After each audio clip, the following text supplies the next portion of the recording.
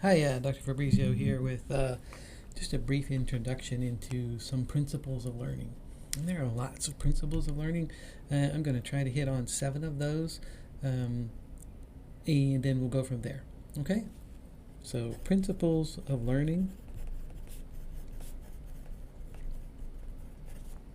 And I'm not getting into the neuroscience of learning just yet. That will come in a later video. But I just kind of want to get you started and get you into some of the practical techniques. But first, we have to consider a little bit of our mindset. So the first principle is your prior knowledge. And prior knowledge can be a good thing, it can be a bad thing. So it can be a positive and it can be a negative. We expect, you're coming into a doctor of physical therapy program or a graduate program somewhere. Their expectation is that you have some prior knowledge coming into that program. And it's not like we want to wipe the slate clean, but we want to help you build on that prior knowledge. I think the best example of this is anatomy. So I teach anatomy, and my expectation, at least the entry requirements to the program, is that students have some form of anatomy in college. So you have some knowledge from your previous coursework. Maybe you have an advanced biology degree, maybe you have an exercise science degree, which is really an application of anatomy. But when you're coming into a PT program, a doctor of physical therapy program, it's often that students will say to me, hey, that's not how I learned it.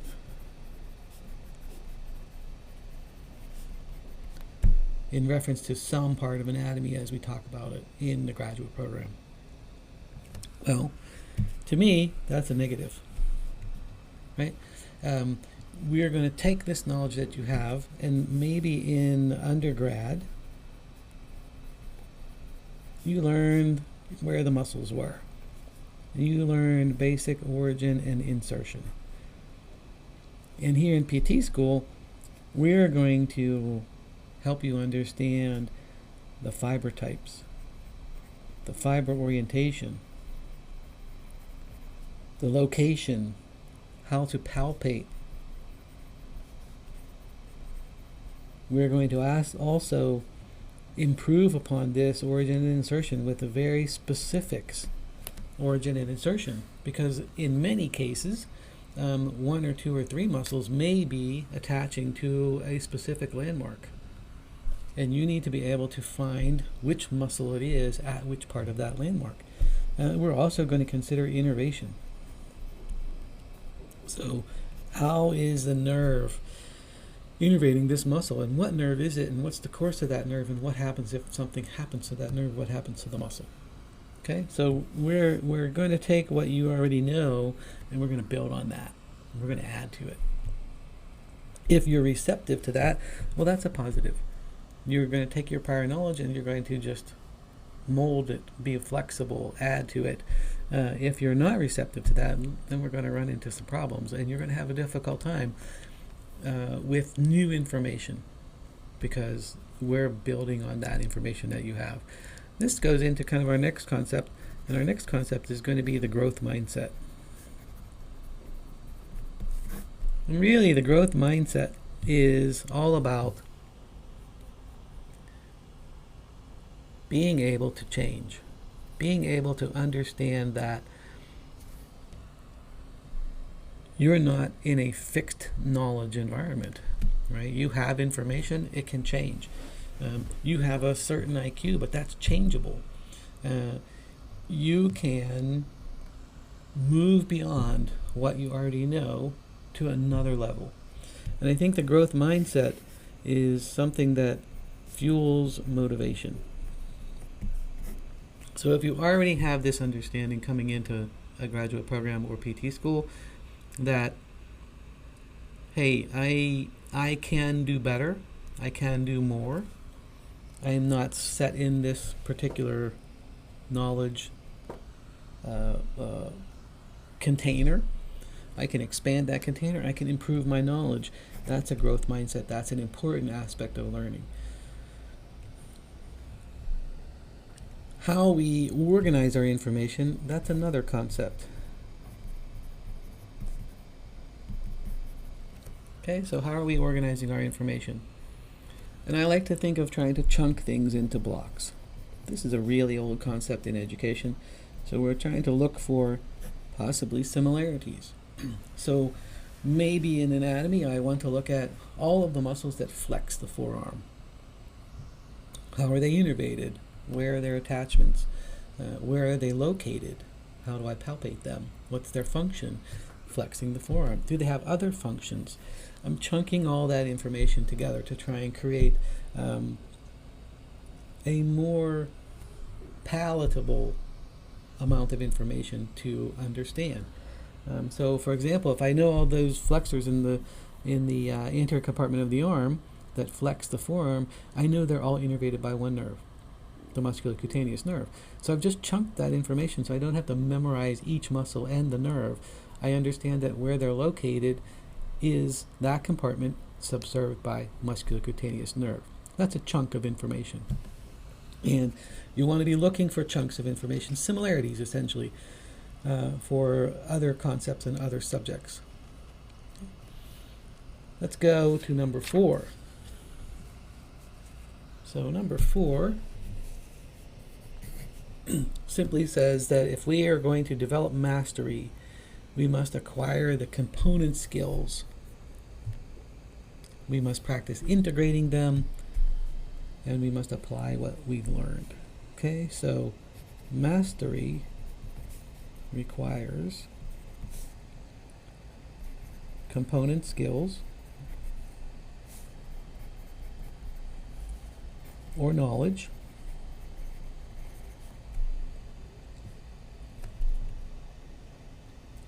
we must integrate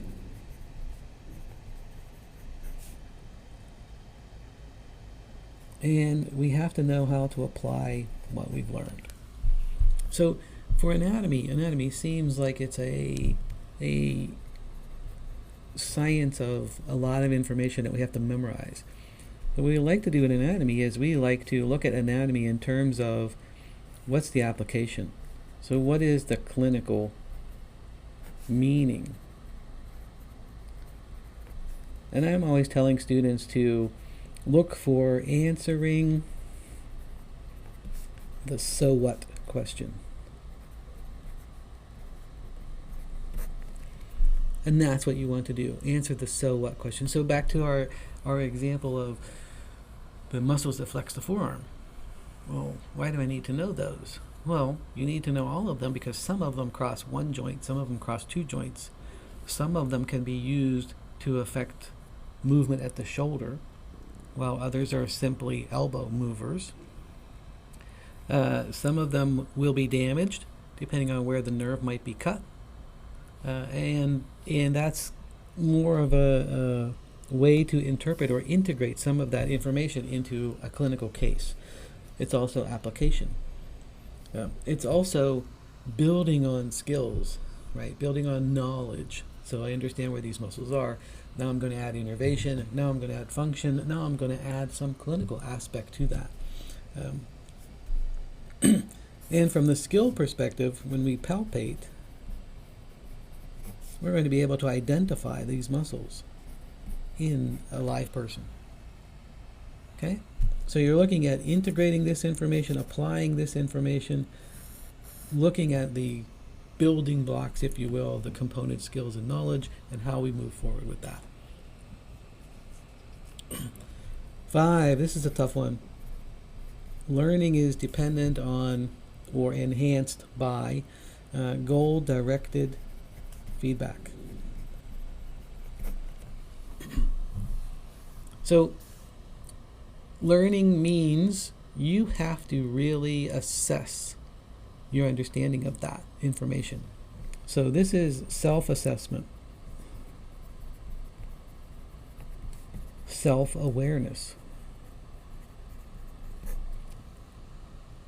This is a key component in what we call self-regulated learning. And you'll see later that we're going to do technique that involves self-testing. one of the more powerful ways to study, to have mastery of the material, is to perform your own self-assessment of how you know the material and how well you know the material. And that means you have to be honest. Honest with yourself. What do you know? What don't you know? Did you just guess at something? Did you really know it? And this is something that you look at every time you review an exam or review a quiz.